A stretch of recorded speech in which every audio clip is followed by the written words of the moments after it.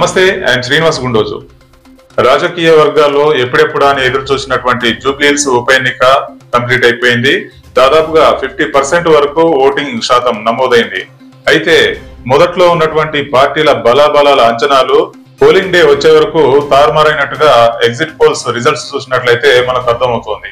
ఇంతకీ exit polls results ఏం చెబుతున్నాయి, ఏ విధంగా ఆ ఫలితాలు తారుమారైనాయి, ముందు ఉన్నటువంటి కేకే సర్వే ఇచ్చినటువంటి రిజల్ట్స్ పోలింగ్ డే వచ్చే వరకు ఎలా తారుమారైంది అనే విషయాల్ని మనం పరిశీలించినట్లయితే, ముందు నుంచి దాదాపుగా మాగంటి గోపీనాథ్ చనిపోయినప్పటి నుంచి ఆ నియోజకవర్గంపై బీఆర్ఎస్ ఫోకస్ చేసే ఉంది. ప్రచారంలో కూడా అధికార పార్టీ కంటే ముందే ఫోకస్ చేసింది, ప్రచారంలో కూడా ముందే ఉంది.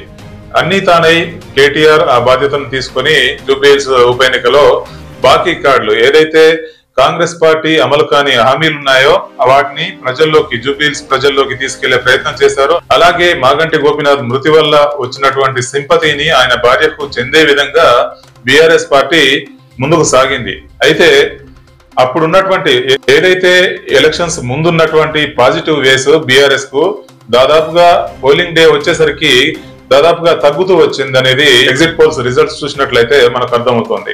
కాంగ్రెస్ అభ్యర్థి నవీన్ యాదవ్ గెలుస్తాడని ఎగ్జిట్ పోల్స్ రిజల్ట్స్ చెప్తున్నాయి. దాదాపుగా వాస్తవానికి ఎగ్జిట్ పోల్స్ రిజల్ట్స్ అనే ఫలితాలను వెల్లడించే విధంగా ఉంటాయనేది మనకు తెలిసిన విషయం. ఇప్పుడు ఈ ఎగ్జిట్ పోల్స్ ఇలా రావడానికి కారణాలు ఏంటనేది మనం విశ్లేషించినట్లయితే, ఏంటి బీఆర్ఎస్ కు ఎలా నెగిటివ్ అయింది, బీఆర్ఎస్ కి ఉన్నటువంటి పాజిటివ్ అంశాలు ఏంటి అనేది మనం ముందుగా పరిశీలిద్దాం.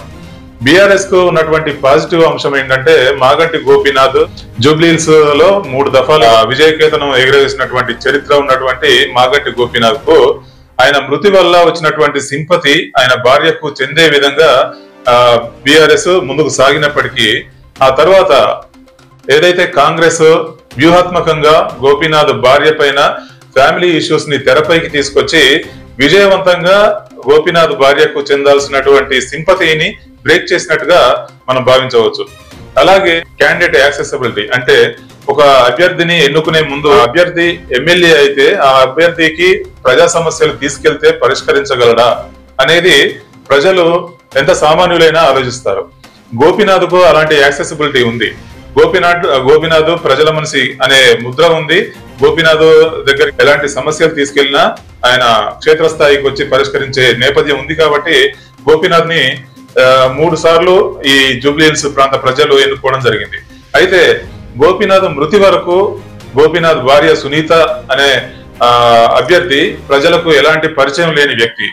ఆలక్ష్య సడను ఒంటింటి నుంచి ప్రజా క్షేత్రంలోకి వచ్చి, నేను గోపీనాథ్ భార్యని, గోపీనాథ్ చనిపోతే ఆ స్థానంలో ఎమ్మెల్యేగా నన్ను గెలిపించండి అనే విధంగా ఆమె అభ్యర్థించినా, లేకపోతే ఒక ఎమ్మెల్యే చనిపోయారు, ఆయన ప్లేస్ లో ఆయన భార్యకు అవకాశం ఇవ్వండి అనే విధంగా బీఆర్ఎస్ విజ్ఞప్తి చేసినప్పటికీ ప్రజలు మాత్రం ఆ విజ్ఞప్తిని దాదాపుగా పెడచెవిన పెట్టినట్టు మనం భావించవచ్చు. ఎందుకంటే ఇక్కడ గోపీనాథ్ భార్య సునీత ఒకవేళ ఎమ్మెల్యేగా గెలిస్తే ఆమెకు ప్రజా సమస్యలు తీసుకెళ్లి చెప్పే విధంగా యాక్సెసిబిలిటీ ఉంటుందా, ఆ ప్రజా సమస్యల్ని తీర్చే విధంగా ఆమె లీడర్షిప్ ఎంతవరకు ఉంటుందనేది అనుమానాలు రేకెత్తాయి. ఇక బీఆర్ఎస్ కాంగ్రెస్ వ్యతిరేక ఓటును, ప్రజా వ్యతిరేక విధానాలను, హైడ్రా అమలు కాని హామీలను ప్రజల్లోకి తీసుకెళ్లినటువంటి విధానం బీఆర్ఎస్ కు కలిసి వచ్చినప్పటికీ అభ్యర్థి విషయంలో బీఆర్ఎస్ కు నెగిటివ్ అయిందనే చెప్పవచ్చు. ఇక కాంగ్రెస్ కు కలిసి వచ్చిన అంశాలు ఏంటి అనేది మనం పరిశీలించినట్లయితే, గోపీనాథ్ మృతి చెందిన మొదట్లో ఈ నియోజకవర్గంలో వెనకంజలోనే ఉందని చెప్పవచ్చు. అలాగే కాంగ్రెస్ అభ్యర్థి నవీన్ యాదవ్ ని డిక్లేర్ చేసినప్పటి నుంచి కూడా నవీన్ యాదవ్ ఒక రౌడీ షీటర్ అనే విధంగా బీఆర్ఎస్ ప్రజాక్షేత్రంలోకి తీసుకెళ్లినప్పటికీ కూడా నవీన్ యాదవ్ ప్రజలకు అందుబాటులో ఉండే వ్యక్తి అనేది జూబ్లీహిల్స్ ప్రజలు కంపేర్ చేసుకున్నారు అనేది మనం అంచనా వేయవచ్చు.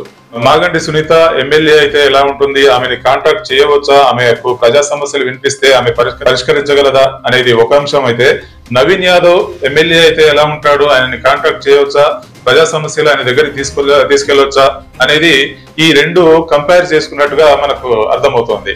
ఈ 2 విషయాలు ఇద్దరు అభ్యర్థులను కంపేర్ చేసుకున్నప్పుడు ఆయన రౌడీ షీటర్ అయినా కాకున్నా అనేది ప్రజలు పెద్దగా మైండ్ లోకి తీసుకోలేదనేది ఇక్కడ మనం అర్థం చేసుకోవచ్చు. నవీన్ యాదవ్ విషయానికి వస్తే, నవీన్ యాదవ్, చిన్న శ్రీశైలం యాదవ్ వీళ్ళకి ప్రజాక్షేత్రంలో ఆయన వాళ్ళు రౌడీ షీటర్లా కాదా అనేది పక్కన పెడితే, ఏదైనా ప్రజా సమస్యలు ఉన్నది, ఈ హెల్ప్ కావాలి అనేది అభ్యర్థించినప్పుడు వాళ్ళు హెల్ప్ చేస్తారు అనే విధంగా, ప్రజలకు అందుబాటులో ఉండే వ్యక్తులు అనే విధంగా ఒక ముద్ర అయితే వాళ్ళ పైన ఉన్నదని మనం భావించవచ్చు. ఆ అభ్యర్థుల విషయంలో కాంగ్రెస్ కు నవీన్ యాదవ్ అభ్యర్థిత్వం కూడా ప్లస్ అయినట్టుగా మనం భావించవచ్చు. ఇక ఎగ్జిట్ పోల్స్ లో కాంగ్రెస్ అభ్యర్థికి మెరుగైన గెలుపొందే అవకాశాలు రావడానికి ముఖ్య కారణం ఏంటంటే, ఇటు నవీన్ యాదవ్ అభ్యర్థిత్వం ఎంత ముఖ్యమో అలాగే జూబ్లీహిల్స్ ఎన్నికల వేళ సీఎం రేవంత్ రెడ్డి తీసుకున్నటువంటి వ్యూహాత్మకమైన నిర్ణయాలు కాంగ్రెస్ కు కలిసి వచ్చాయని కూడా మనం చెప్పుకోవచ్చు. జూబ్లీహిల్స్ నియోజకవర్గంలో మొత్తం 4 లక్షల మంది ఓటర్స్ ఉంటే అందులో 1,00,000 మందికి పైన ముస్లిం ఓటర్స్ ఉన్నారు. ఈ ముస్లిం ఓటర్స్ ని కాంగ్రెస్ వైపు రాబట్టుకోవడం కోసం రేవంత్ రెడ్డి తీసుకున్నటువంటి నిర్ణయం ఎంఐఎం తో పొత్తు పెట్టుకోవడం, అలాగే అజారుద్దీన్ కు మంత్రి పదవి ఇవ్వడం అనేది ముస్లిం ఓటర్స్ ని అత్యధికంగా ఆకర్షించాయని మాత్రం చెప్పవచ్చు.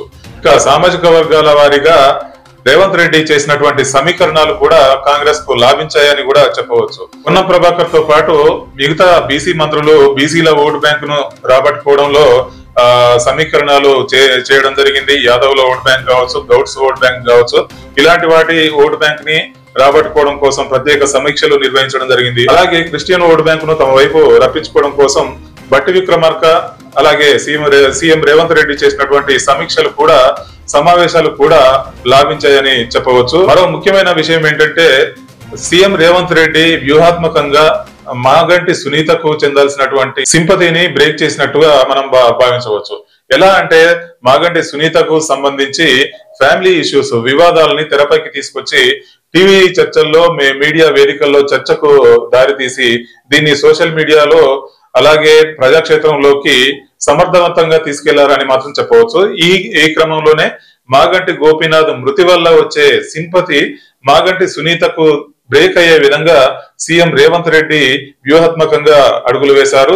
ఈ వ్యూహం కూడా ఫలించి మాగంటి సునీతకు చెందాల్సినటువంటి అత్యధికమైనటువంటి సింపతి ఓటు బ్యాంక్ కూడా బ్రేక్ అయినట్టుగా మనం భావించాల్సి ఉంటుంది. సీఎం రేవంత్ రెడ్డి వ్యూహాత్మకంగా వేసినటువంటి అడుగులు కాంగ్రెస్ అభ్యర్థి నవీన్ యాదవ్ గెలుపుకు బాటలు వేశాయా, ఎగ్జిట్ పోల్స్ రిజల్ట్స్ అవే చూపిస్తున్నాయా అనేది ప్రశ్నలకు సమాధానంగా మనం భావించవచ్చు. ఇది ముఖ్యంగా జూబ్లీహిల్స్ ఉప ఎన్నికకు సంబంధించి ఎగ్జిట్ పోల్స్ రిజల్ట్స్ మనకు బోధపడే ఈ అంశాలు, పాజిటివ్స్, నెగిటివ్స్.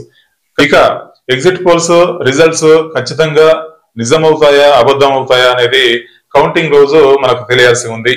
అంతవరకు వేచి చూడాల్సిందే. ఇది ఈ రోజు అంశం. మరో అంశంతో మళ్ళీ మీ ముందుకు వస్తాను. I'm Srinivas Gundoju. Stay tune to nation trends Telugu.